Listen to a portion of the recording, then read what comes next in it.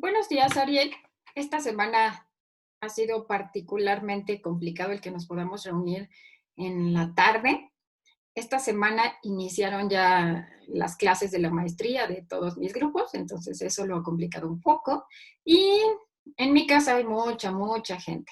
Entonces, después de las 8, 8:30 empiezan a llegar y entonces es un caos ahí impresionante. El que todos están conectados al internet o el que empiezan sus conferencias o hay mucho ruido.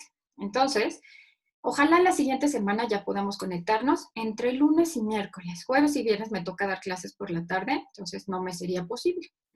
Ojalá que en estos días tú puedas.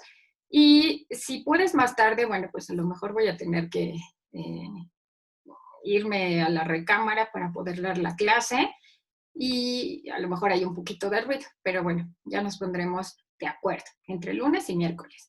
Entonces, el día de hoy vamos a revisar el tema de ANOVA o análisis de la varianza. Esta es una de las pruebas paramétricas, así como TD Student.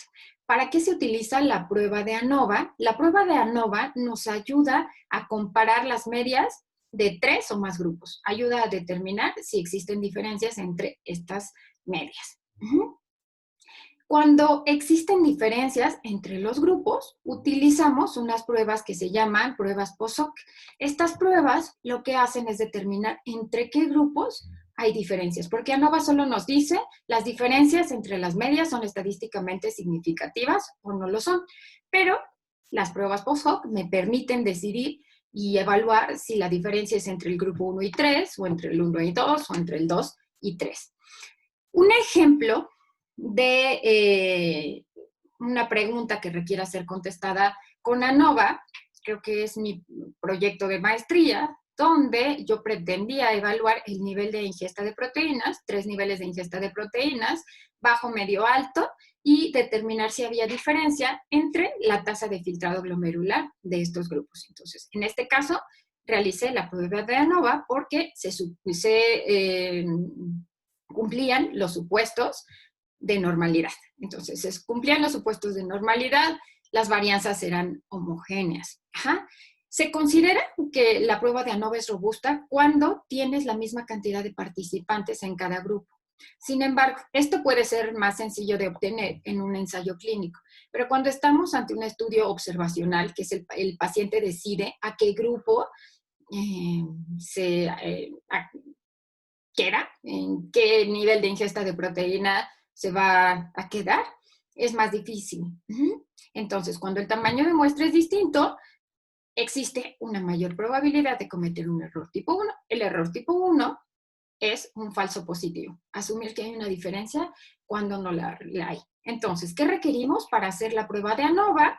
Requerimos una maniobra que tenga 3 o más categorías, en este caso, nivel de ingesta de proteínas, que tiene 3 categorías, y requiere una variable de desenlace que tenga distribución normal, tasa de filtrado glomerular. Aquí tendrás que pensar en tu proyecto o ajustarlo a una variable de desenlace cuantitativo y a una variable independiente o maniobra que tenga 3 o más categorías. Si revisamos la hipótesis estadística, la hipótesis nula implicaría que no hay diferencias entre las medias. La hipótesis alterna nos indicaría que hay diferencias, por lo menos, entre dos medias. Pero no sabemos cuáles son las medias distintas. Entonces, para esto es que hacemos un análisis post-hoc. Este se realiza solo si tu valor de P es estadísticamente significativo. Si no hay diferencias significativas, no tiene sentido que hagas las pruebas post-hoc. ¿Por qué? Lo que hace es determinar entre qué grupos hay diferencia y te ayuda a proteger tu estudio de un error tipo 1, que es un falso positivo, el cual no va a estar presente si desde el inicio no se muestran diferencias significativas. Esta es tu fórmula. La fórmula va a considerar la varianza intergrupo. La varianza intergrupo es la media de cada uno de los grupos contrastada con la gran media. La media del total de participantes, imaginemos que son 300, entonces la gran media es la tasa de filtrado glomerular de los 300 participantes.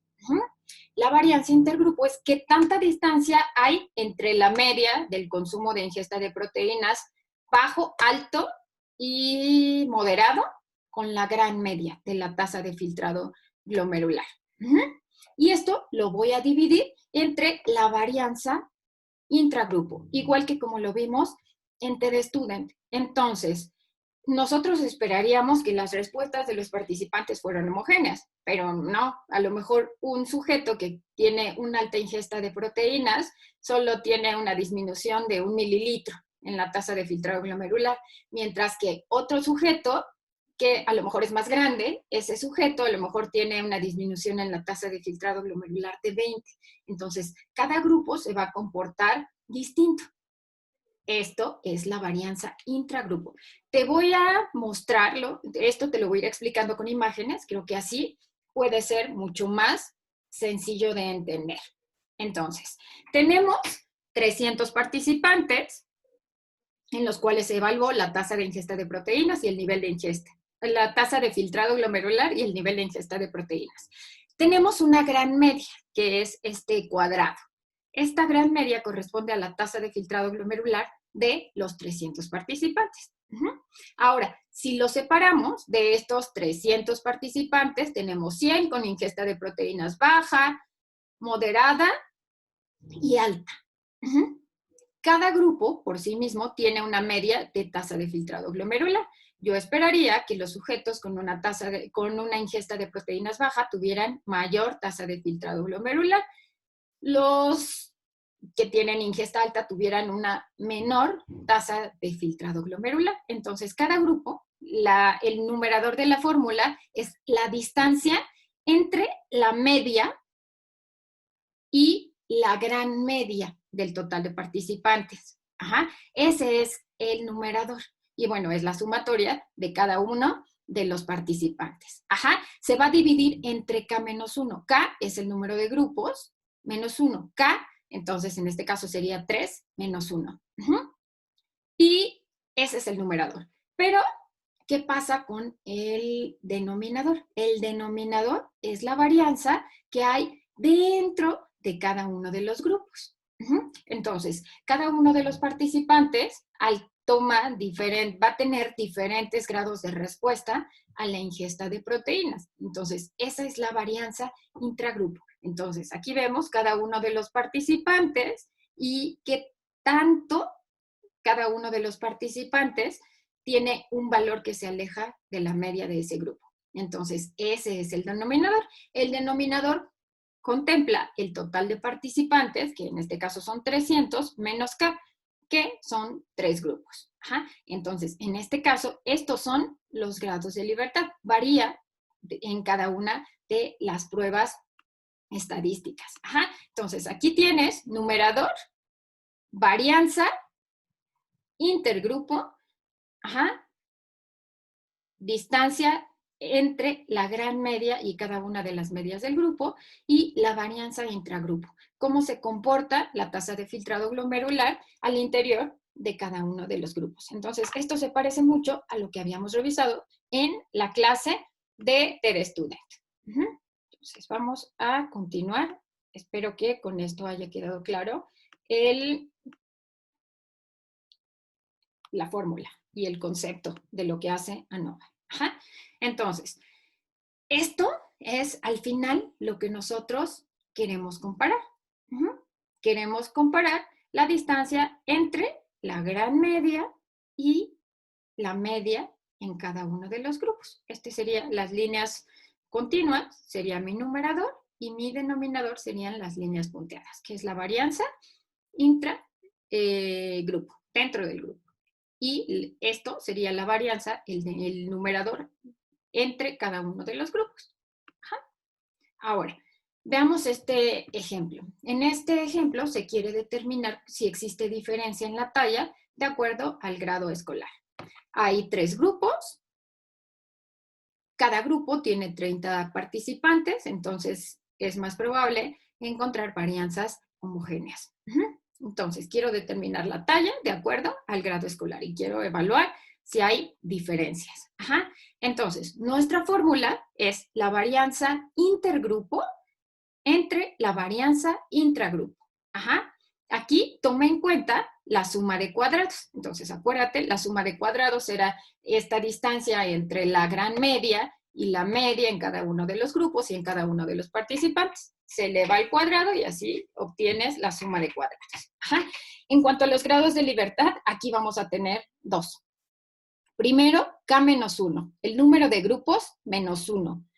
Ajá. Entonces sería, en este ejemplo, tenemos 3 menos 1, son 2.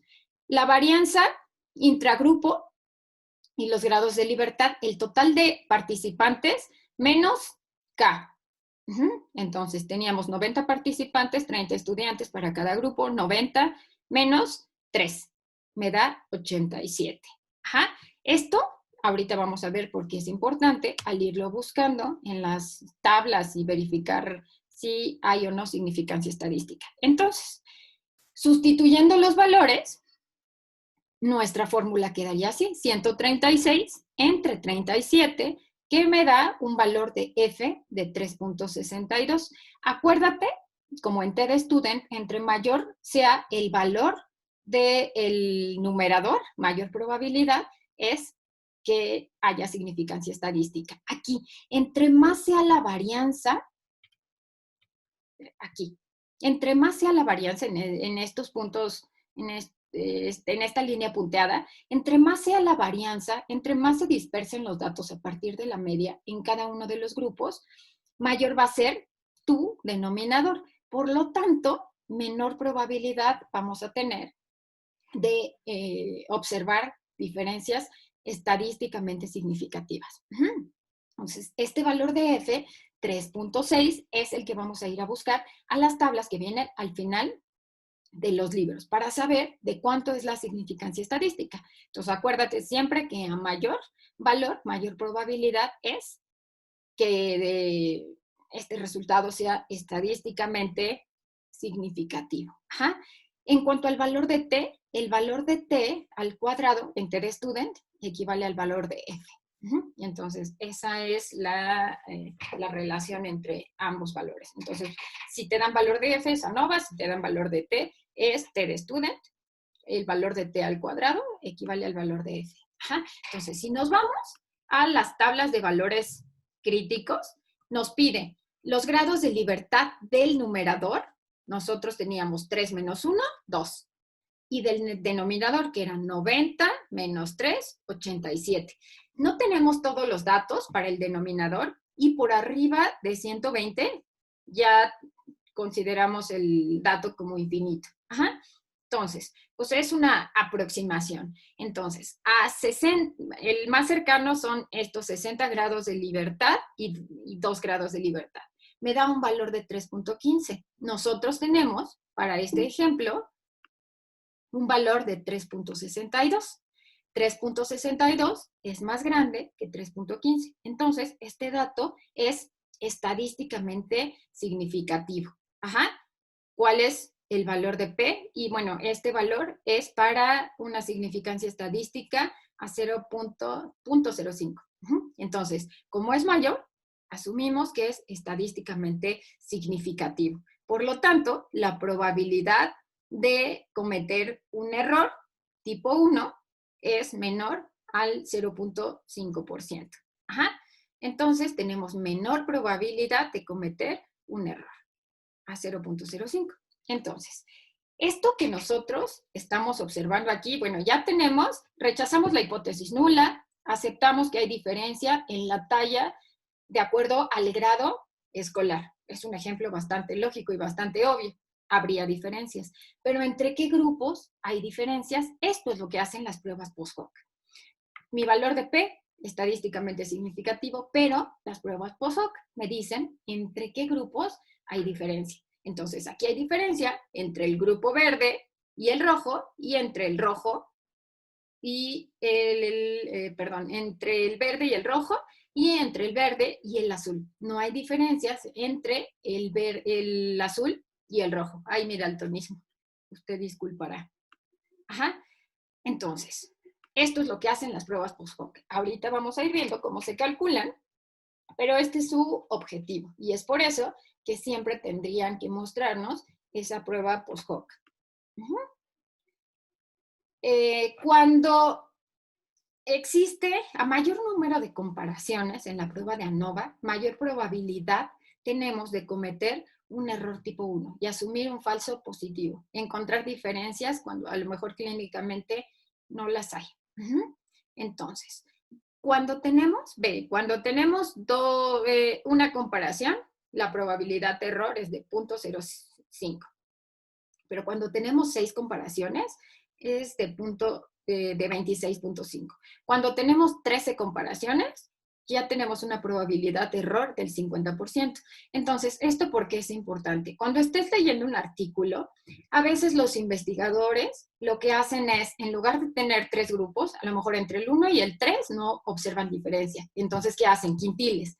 Y ahora, dividen no en 3, sino en 5, o hasta en 10 o en 7. Entonces, entre más grupos haya, más probabilidad existe de encontrar diferencias entre esos extremos. Entonces, bueno, hay mentiras grandes, pequeñas y mentiras estadísticas. Esta puede ser una estrategia para mostrar un error tipo 1. Entonces, aguas cuando el investigador tenga que hacer más grupos para poder hacer o mostrar esa diferencia estadísticamente significativa.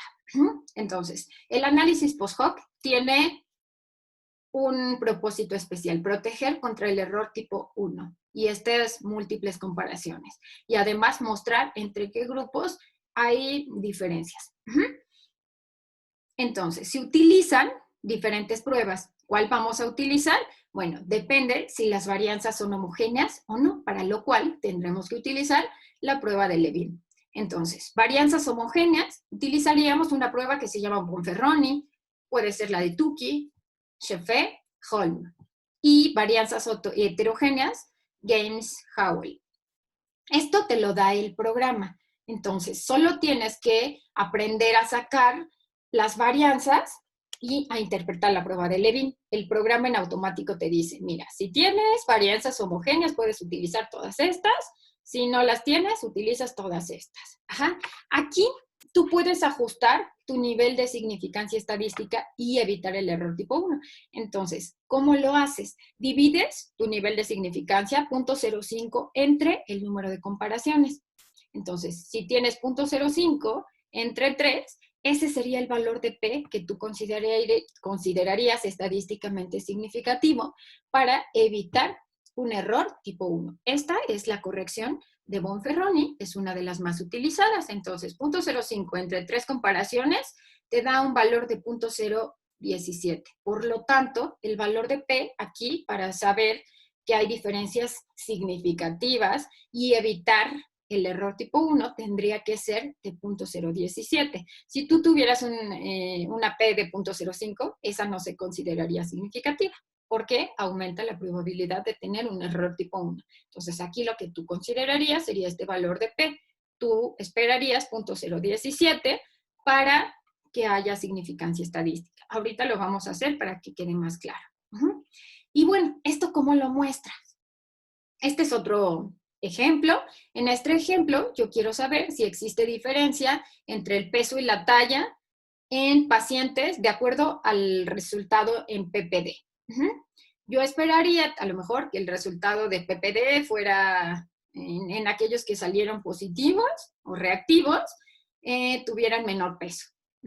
No sé, quizá más desnutrición. Y esto se realizó en pacientes con trasplante renal. Entonces, así es como se muestra una prueba de ANOVA. Pones en las filas vas a poner tus variables cuantitativas, en este caso es peso y talla, con media y desviación estándar. Y en las columnas vas a poner tu variable independiente con 3 o más categorías. Vas a poner siempre la N para cada uno de los grupos, tu valor de P, y abajo tendrías que especificar que utilizaste la prueba de ANOVA y si hiciste alguna prueba post-hoc. Entonces, ¿cómo lo calculamos? Nos vamos a analizar estadísticos descriptivos y explorar. La primera parte siempre tiene que ser el que tú corrobores los supuestos de normalidad. No te lo puedes saltar, no porque estemos viendo la clase de ANOVA implica que te lo tengas que saltar. Entonces, te vas a estadísticos descriptivos, explorar y evalúas las pruebas de normalidad. Ajá. Bueno, aquí vemos, de acuerdo a la prueba Kolmogorov-Smirnov, son aquí los grados de libertad en esta prueba indican el número de participantes. Entonces, es mayor a 0.05, asumimos que tiene distribución normal, ¿sale? Entonces, ahora lo que hacemos es calcular la media y desviación estándar para cada uno de los grupos. Entonces, tenemos una media de 62 en el grupo 1, de 58 y 58.7. Si comparamos las medias y los intervalos de confianza, 56 a 69, 55 a 61, aquí ya se están tocando los intervalos de confianza entre estos dos grupos, y entre este grupo es 52 y 65, se tocan los intervalos de confianza. Casi podríamos estar seguros que no hay diferencias significativas. Y bueno, está después para talla, entonces para talla es la talla 1.57, 1.61 y 1.63. Igual, los intervalos van de 1.61 a 1.62, aquí de 1.62 a 1.60, se están tocando los intervalos, y pues aquí también 1.62 a 1.65. Entonces, posiblemente, ya sabemos que no va a haber diferencia. Entonces, la prueba la corres y ya solo corroboras la hipótesis que tú tenías planteada. ¿Cómo le hacemos? En analizar, comparar medias y ANOVA. Vas a poner en lista de dependiente tu variable cuantitativa o las variables cuantitativas que vas a comparar. Tú puedes meter las variables cuantitativas que quieras. En este caso habíamos metido solo peso y talla. En factor vamos a meter la maniobra o la variable que te hace 3 o más categorías. Si te vas a opciones, tú le puedes poner descriptivos y prueba de homogeneidad de las varianzas. Esto es importante para saber, bueno, si hubiera esta diferencia estadísticamente significativa, para saber cuál es la prueba post-hoc que vas a calcular. Entonces, mira. Ahora, nos da el estadístico de Levin, que es para verificar la homogeneidad de las varianzas. Entonces, la significancia estadística para peso es 0.43, para talla 0.42. No hay diferencias estadísticamente significativas. Nosotros ya lo habíamos observado al identificar la media y el intervalo de confianza de la media. ¿Qué concluimos? Aceptamos nuestra hipótesis nula, asumimos que no hay bueno, aquí, perdón, estamos hablando de la homogeneidad de las varianzas. Punto 43, punto 42, asumimos que las varianzas son homogéneas. Ahora, la prueba de ANOVA la tenemos aquí. Mira, ahora, la fórmula es la varianza entre grupos y dentro del grupo. 114 entre 179. Desde aquí ya estamos observando que el denominador es mayor que el numerador. Es mayor la varianza dentro de cada uno de los grupos. Entonces, este valor de F es 0.63. En el otro lado teníamos 3.1 para 60 grados de libertad y 2 grados de libertad. Ve, 0.53. Entonces, no hay diferencias significativas entre estos grupos, pero nosotros ya a simple vista lo habíamos determinado. Después, la talla del receptor, otra vez, ve la diferencia entre las medias, 0.002 entre 0.010. El denominador otra vez es más grande que el numerador. El valor de F es 0.225. Es un dato que no es estadísticamente significativo. Entonces, ¿hacemos o no hacemos pruebas post-hoc? Aquí no es necesario hacer pruebas post-hoc porque no hay diferencias entre los grupos. ¿Cómo lo mostrarías tú en un cuadro de resultados? De esta manera. Pones el número de participantes por grupo pones la media y desviación estándar de cada uno de los grupos, pones tu valor de P y en la parte de abajo especificas que utilizaste una prueba de ANOVA por obtener el valor de P. No es necesario utilizar pruebas post-hoc porque no hay diferencias estadísticamente significativas. ¿Sale? Entonces, estos son los conceptos teóricos de ANOVA. Ahora quiero que hagamos un ejercicio. Vamos a trabajar con la misma base que yo ya te había compartido. Entonces, vamos a trabajar con la que utilizamos para TED Student. ¿Qué es lo que vamos a hacer? Bueno, la variable, dentro de toda esta base, la única variable que tiene distribución normal es tasa de filtrado glomerular, seca de EPI 1. Entonces, ahora lo que vamos a hacer es contrastar. Vamos a utilizar categoría de índice de masa corporal.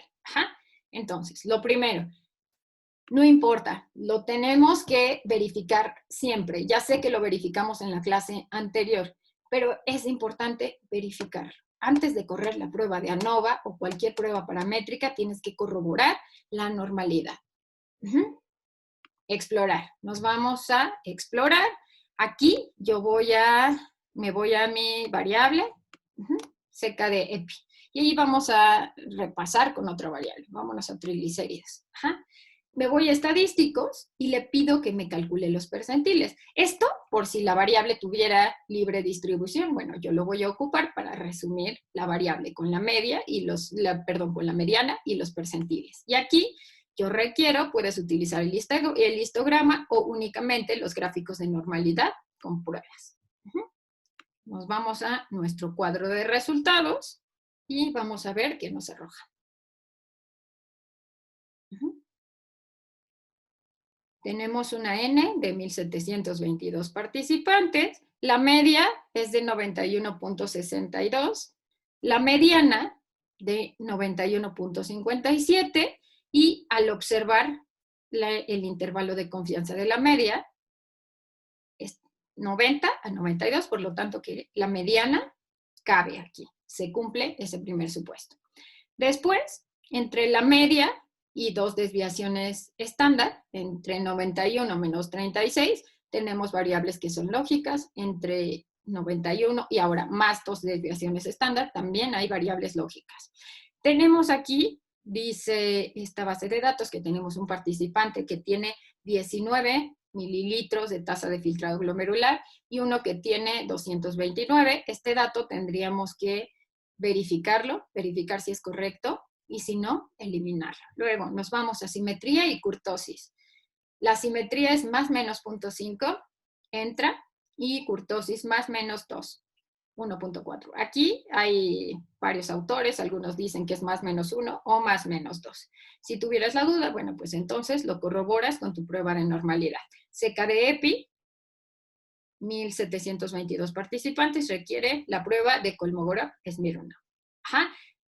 Más de 0.5 es significativa, por lo tanto asumimos que tiene distribución normal. Si nos quedara la duda, bueno, pues aquí está nuestro histograma de frecuencias. Si le das doble clic y en esta como campanita, te pone la curva. Entonces, si tú a simple vista lo quisieras determinar, bueno, pues se ve medio simétrica, la mediana y la media coinciden, es asintótica, bueno, podríamos decir que tiene distribución normal. Ahora, vamos a ver qué pasa con tu variable de triglicéridos. Vamos a ver cómo se comporta la curva. Aquí está.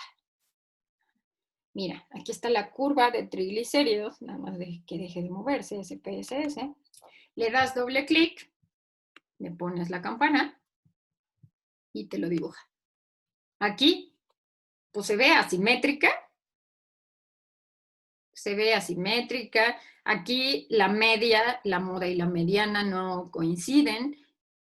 Entonces, esta variable es muy probable que tenga libre distribución. Ahora, a simple vista, que son las pruebas mentales, los métodos mentales. De los que siempre habla Rodolfo. ¿Sale? Entonces, ahora vamos a analizar la variable triglicéridos. Hay una media de 164.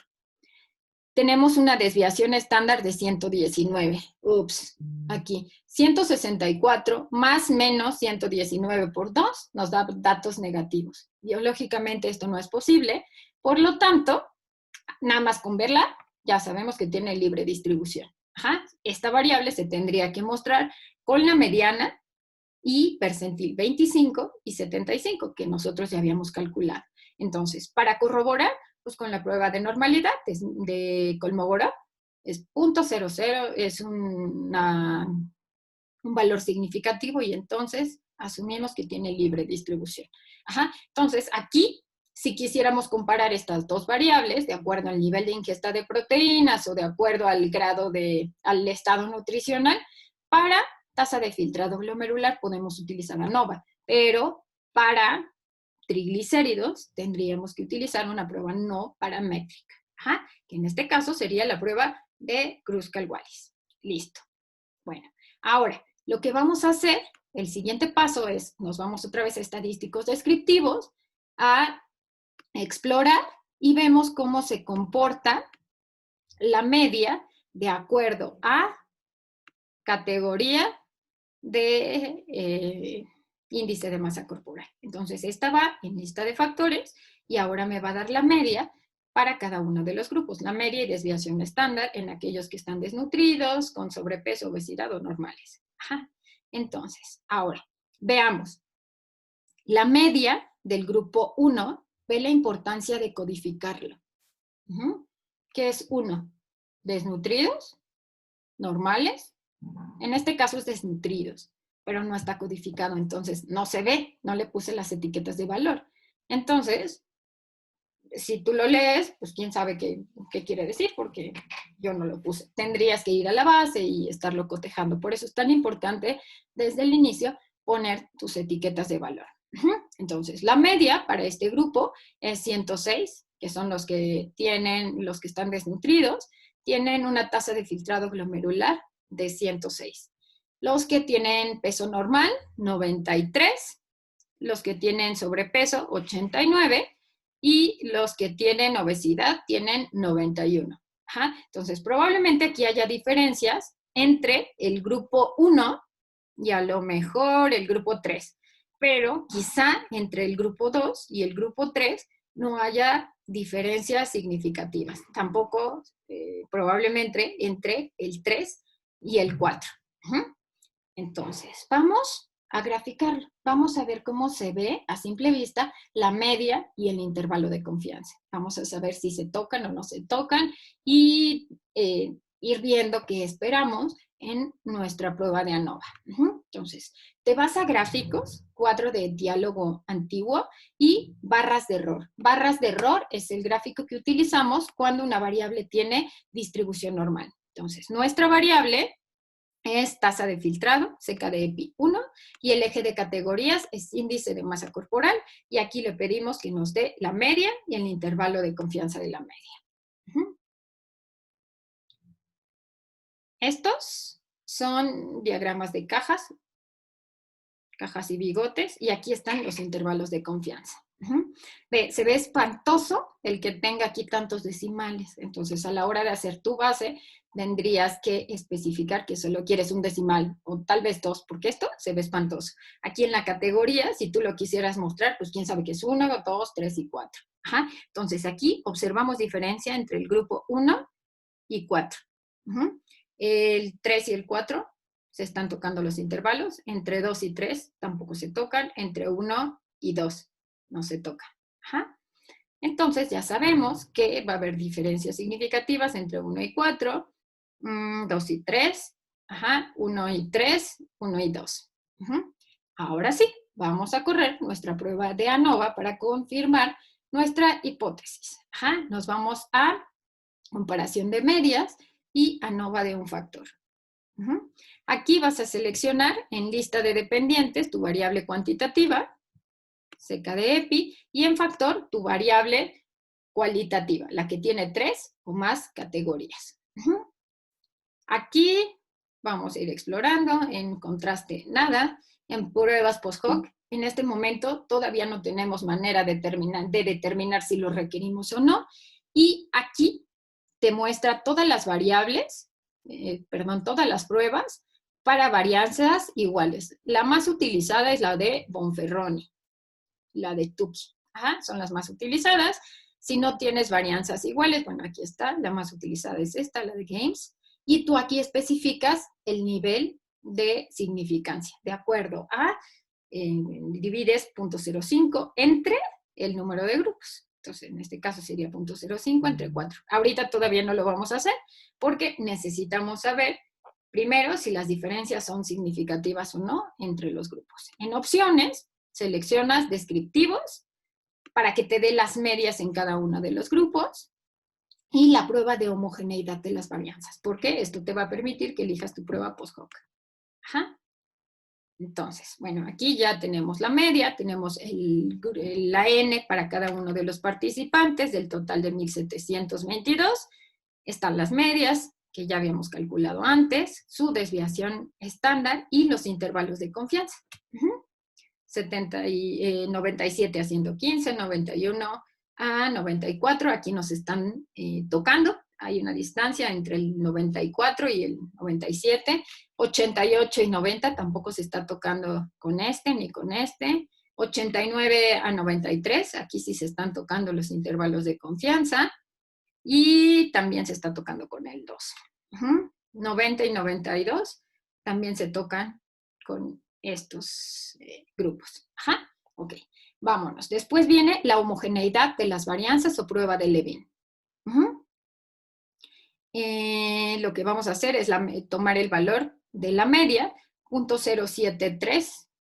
Ajá. Esto quiere decir que no es estadísticamente significativo y por tanto asumimos varianzas homogéneas. Vamos a utilizar una prueba post-hoc si se requiere para varianzas homogéneas. Después tenemos el valor de ANOVA. Ahora, nuestra diferencia entre grupos, 3.522 entre 341, nos da un valor de F de 10. Si ya habíamos visto que 3.10 es el valor de referencia para ser estadísticamente significativo, bueno, pues este es estadísticamente significativo. ¿De cuánto es? Nunca la significancia va a ser 0.0000, un cero absoluto. ¿Por qué? Siempre hay un grado de error. Si tú le das doble clic, aquí vienen todos los ceros. Ajá. Entonces, esto siempre lo consideramos como un valor de P menor a 0.001. Entonces, ya corroboramos que hay diferencias significativas entre dos o más medias. Entonces, ahora lo que hacemos es irnos a las pruebas post-hoc. Si tú le das clic aquí, en este recuadro, te da los últimos pasos realizados. Entonces, nos vamos a ANOVA y aquí le pedimos ahora sí pruebas post-hoc. Entonces, ¿qué prueba post-hoc vamos a utilizar? Vamos a utilizar Bonferroni, que es la más utilizada. Entonces, ¿por qué? Porque ya corroboramos las varianzas homogéneas. Después, tenemos 4 grupos. Vamos a dividir 0.05 entre 4. Ajá, nos da 0.0125. Este es el valor que se va a tomar para como estadísticamente significativo. Ajá. Listo. Entonces, ahora, al correr tus pruebas post-hoc, te está haciendo las comparaciones. Entre 1 y 2 es estadísticamente significativo. A un valor de 0.003, aquí te marca cuáles son significativas de acuerdo a la corrección de Bonferroni. Entonces, entre 1 y 2 hay diferencias significativas, entre 1 y 3 y entre 1 y 4. Ajá. No hay diferencia entre 2 y 4. Tampoco hay diferencia entre 4 y 3, que era lo que ya habíamos observado en el gráfico de los intervalos de confianza que se estaban tocando. Entonces, de esta manera es como tú interpretas la prueba, y en este caso la corrección de Bonferroni. Aquí es significativo para este nivel, 0.0125 para evitar un error tipo 1. Y aquí están los valores de P, son significativos. El grupo 1 muestra diferencias significativas con el resto, pero no entre 2 y 4, ni entre 4 y 3. Entonces, esto es la prueba de ANOVA. Tu tarea va a ser que en tu proyecto de investigación te plantees una pregunta de investigación que deba ser respondida con ANOVA. Vas a explicar cada uno de los pasos para calcularla y qué significan esos resultados, y al final vas a elaborar una pequeña conclusión. ¿Sale? Si tuvieras cualquier duda, la siguiente vez que nos reunamos, lo podemos resolver. Muchas gracias y espero te encuentres bien.